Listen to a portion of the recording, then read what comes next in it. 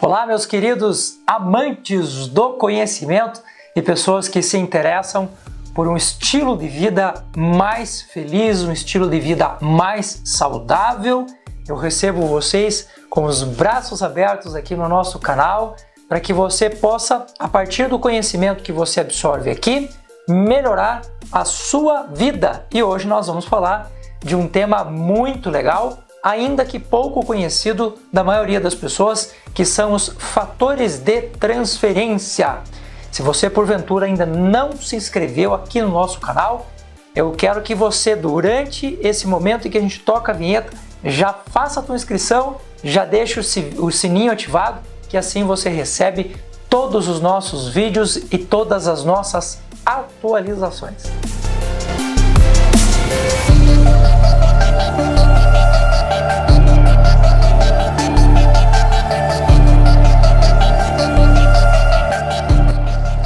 Impossível pensar uma vida saudável sem que o nosso sistema imunológico esteja funcionando perfeitamente. O sistema imune é, na verdade, o ator principal dessa manutenção da nossa saúde como um todo.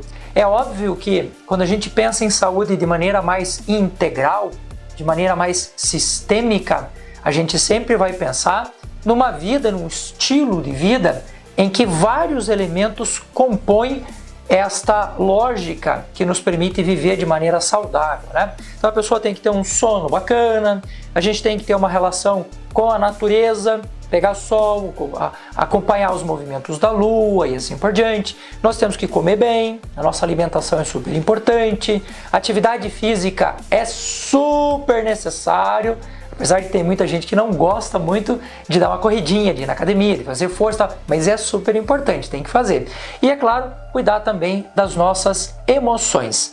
Mas o sistema imune, hoje, ele vai ser uma espécie de uma peça do nosso quebra-cabeça, que a gente vai isolar aqui desse composto geral, para que a gente possa entender qual é o seu papel e de que maneira nós podemos melhorar, nós podemos blindar o nosso sistema imune. Ok?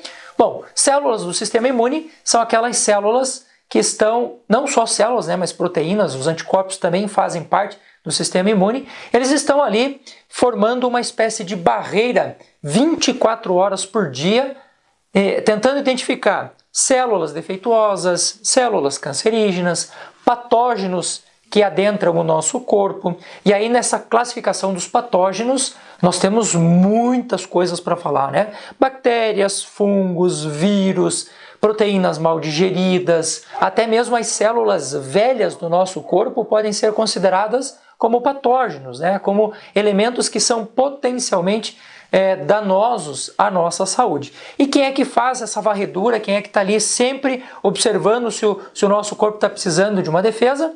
As nossas células do sistema imune, o sistema imune como um todo, né? E para que a gente possa compreender como é que esse sistema funciona, alguns conceitos são, eu diria, bem básicos, assim, né? Eu sei que nem todo mundo que está me assistindo é da área de saúde, então acho significativo a gente colocar algumas peças aí no lugar para que você possa compreender a coisa toda, tá? Então nós já nascemos com o sistema imune, e essa divisão, esta parte do sistema imune que já vem conosco, nós chamamos de sistema imune inato. Então existe ali um grupo de células que já vão sendo formadas quando o nosso corpo está sendo formado dentro da nossa mãe, e esse conjunto de informações já vem conosco no que a gente chama de sistema imune inato. Existe um outro tipo de sistema imune, que é o sistema que a gente adquire durante a vida. Então a gente não tinha lá defesas para o coronavírus, o nosso corpo não sabia o que era coronavírus. Então não tem como o nosso sistema imune inato reconhecer esse tipo de coisa. A gente precisa fazer um reconhecimento para que eu possa, a partir dali, fazer uma ação sobre ele. Aliás, os 3 R's do sistema imune, né? Quando a gente vai pensar um sistema imune que está funcionando da maneira correta, a gente costuma dizer que ele tem 3 R's. O R de reconhecer, o R de reagir e o R de relembrar. Então, quando você pega lá um vírus como o do coronavírus, e o corpo diz, opa, isso aqui eu não sei o que é, vai levar um tempo até que você reconheça que ele é um patógeno, mas reconhecido esse patógeno, já vai ter uma reação e as nossas células do sistema imune vão gerar anticorpos, que não são células, são proteínas, a gente já vai falar um pouquinho sobre isso, para que o teu corpo consiga, na próxima vez que esse vírus entrar no seu corpo de novo, você já possa reagir de maneira mais rápida, portanto, ele está na fase do que nós chamamos de relembrar. Beleza? Então, primeiro conceito aí, importantíssimo, para a gente poder entender o sistema imune, já bem consolidado, ok? Segunda parte interessante, dessas células do sistema imune inato, que são aquelas células que já nascem conosco, e dessas células que o nosso corpo aprende a trabalhar, que são as células do sistema imune adquirido, nós fazemos uma pequena divisão, que é pequena aqui do ponto de vista pedagógico, mas do ponto de vista de imunidade é uma coisa que leva-se aí 6 meses, 1 ano estudando, só para a gente entender exatamente como a coisa funciona. Mas enfim, as células do nosso sistema, elas são chamadas de leucócitos. Então, todas as células, leucócitos. Nesses leucócitos, nós temos a divisão em vários nomes. Então, quando você pega lá o seu exame de sangue, você vai ver que está escrito lá basófilo, eosinófilo, monócito, né? Então todos eles fazem parte desse grupo chamados de leucócitos. Mas existe um tipo de célula específica que se chama linfócito. Veja que é fácil a gente confundir leucócito com linfócito, ok? Para você poder entender o que são os fatores de transferência, você tem que entender muito de linfócitos. E nós temos 2 grupos de linfócitos, chamados linfócitos T e linfócitos B. O que os linfócitos T fazem?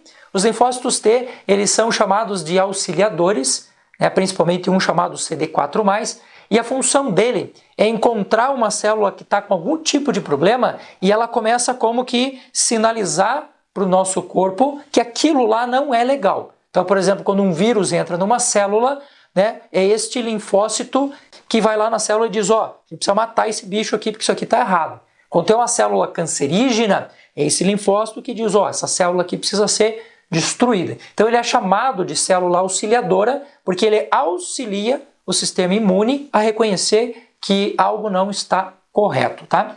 Os linfócitos B, eles são responsáveis tanto por atacar essas células, por fagocitar essas células, por comer elas, por destruir elas, como também por formar o relembrar lá, que é o último R do nosso trio. E são eles, os chamados linfócitos B, que vão produzir um tipo de proteína que nós chamamos de anticorpos. Estes anticorpos, eles formam uma inteligência desse sistema de defesa e são eles que, quando você é invadido de novo pelo mesmo patógeno, pelo a mesma bactéria, o mesmo vírus que já foi combatido, são eles que agem de maneira super rápida e de maneira super específica. Ok? Muito bem, chega de conceito complicado, vamos entender o que são os famosos fatores de transferência. Famosos fora do Brasil, existem sistemas de saúde que já têm ele implementado obrigatoriamente, todos os hospitais públicos, e aqui no Brasil nós ainda estamos engatinhando, a gente está começando a entender qual é o papel deles e como eles funcionam. Por isso que eu quero aproveitar o momento para te explicar isso, tá? Pois bem, lá na década de 40, existiu um pesquisador, um cientista, um cara chamado Chase, 1945, que começou a estudar o que acontecia quando você fazia transfusão de alguns tipos de sangue, uma pessoa que estava doente de uma doença X e ela tinha se curado dessa doença, o cara fazia uma transfusão de sangue, transfusão de plasma e tal, e o cara que recebia ficava também com uma carga de imunidade que ele não tinha antes.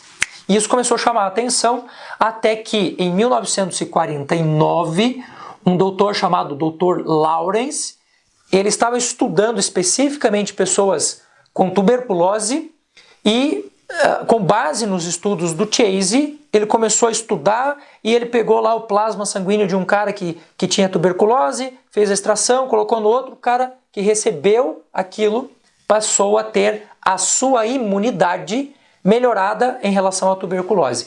E ele pensou, o que será que está sendo transferido desse cara para aquele cara? E aí ele chamou isso de fator de transferência. Você veja que essa pesquisa, ela ficou assim, quieta num canto, incubada, né, por muitos anos, porque você pode imaginar, 1949, você fazer um processo como esse, né, imagine produzir um remédio, produzir uma substância que pudesse fazer bem para o nosso corpo com base no sangue humano. Então é óbvio que isso causou um grande problema na época e esse projeto ficou meio que no canto, né? Com o passar do tempo e com a evolução da ciência, nós passamos a perceber que não só o ser humano é capaz de produzir o fator de transferência. Então, lembra das células auxiliadoras que eu falei para você agora? Dos linfócitos CD4+, são esses caras que produzem células e substâncias que possibilitam que o corpo identifique que algo está errado para que o sistema imune vá lá e detone aquela célula, detone aquele patógeno. Então, são essas células dos linfócitos T, principalmente o CD4, que produzem o que a gente chama de fator de transferência. E aí os caras começaram a estudar um monte de coisas. Começaram a estudar a vaca, o cavalo, o porco, os pássaros e tal. E a gente passou a entender que o fator de transferência é produzido por uma gama enorme de animais. O que facilitou, por exemplo, a questão do comércio.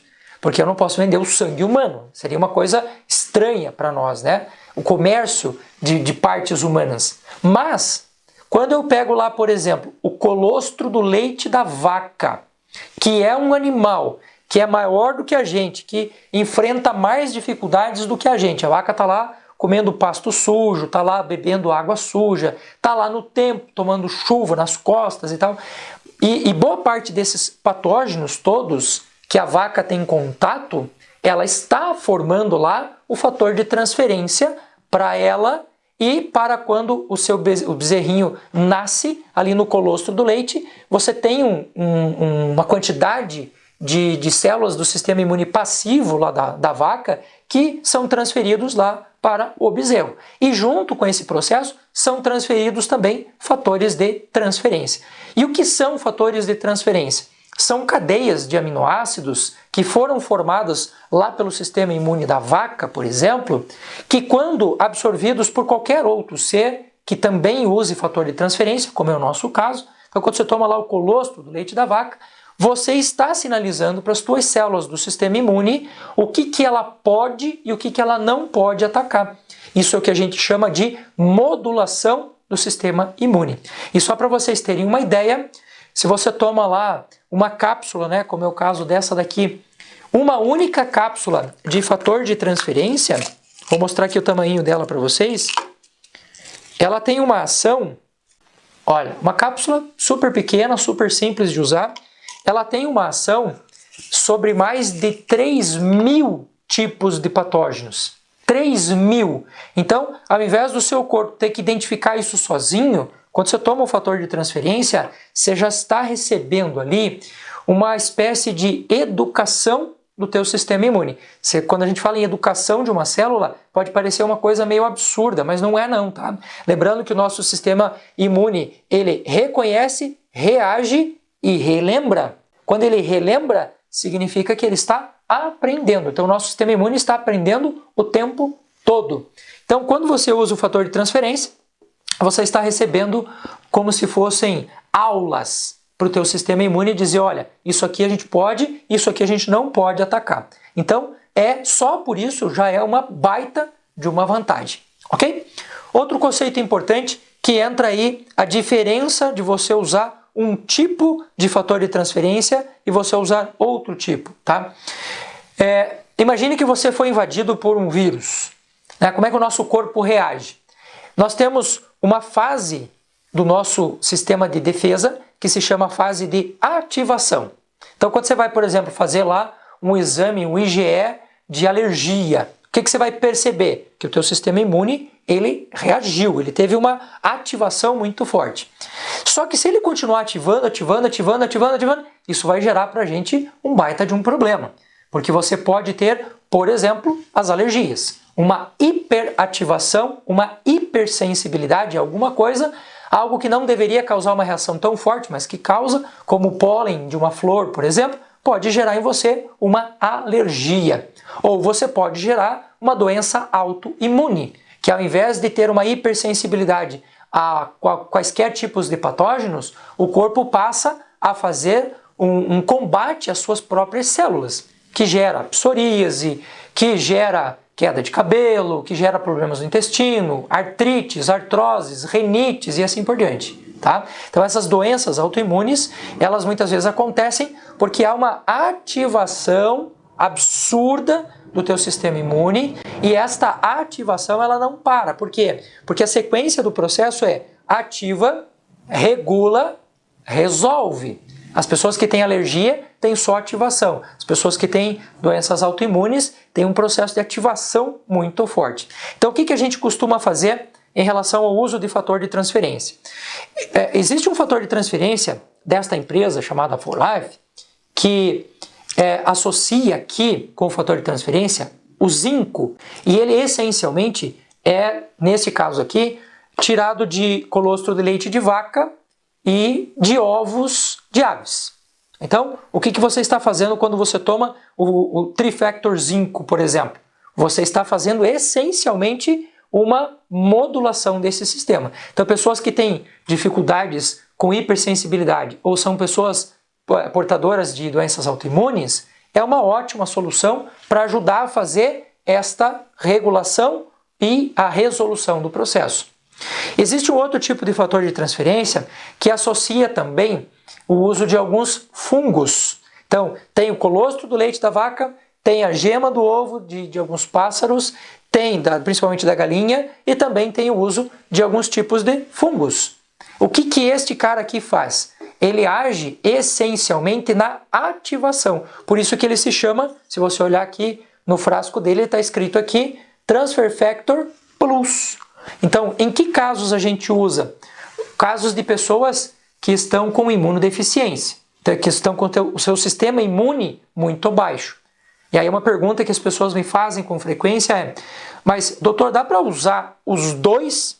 Sim, é possível usar os dois. Em casos, por exemplo, de pessoas que estão com câncer, você precisa de uma ativação, mas você precisa também de uma modulação. Então, dependendo a critério do nutricionista, porque ele é um suplemento alimentar, ele não é considerado um medicamento, né? Então, não é só o médico que pode indicar. Um nutricionista, um fisioterapeuta, um médico pode indicar, ou você que está me assistindo agora e quer conhecer, quer experimentar o fator de transferência, você pode tranquilamente comprar hoje pela internet. Você não precisa ser da área de saúde necessariamente, mas é interessante que você tenha uma orientação mais precisa para saber quando tomar, como tomar, as horas, as quantidades, né? Então, aí é necessário que você tenha uma orientação. Então, ele não é um medicamento, ele é um suplemento alimentar. Pelo menos aqui no Brasil ele é considerado como um suplemento alimentar.